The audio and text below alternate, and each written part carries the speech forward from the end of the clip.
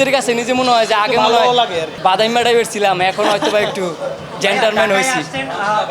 হাসি হাসি অনেক হাসি পায় যে আগে কি করতাম, মানে নিজের কাছে নিজে মনে হয় যে আগে মনে হয় বাদাইমা টাইপের ছিলাম, এখন হয়তো বা একটু জেন্টালম্যান হয়েছি।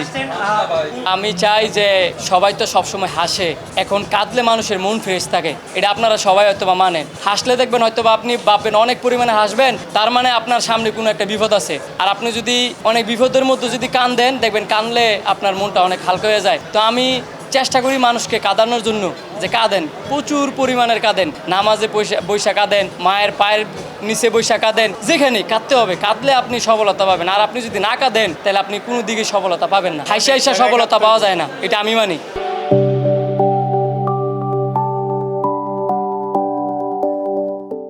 নিজের কাছে নিজে মনে হয় যে আগে মনে হয় বাদাইমা টাইপের ছিলাম, এখন হয়তো বা একটু জেন্টালম্যান হয়েছি। হাসি হাসি অনেক হাসি পায় যে আগে কি করতাম, মানে নিজের কাছে নিজে মনে হয় যে আগে মনে হয় বাদাইমা টাইপের ছিলাম, এখন হয়তো বা একটু জেন্টালম্যান হয়েছি।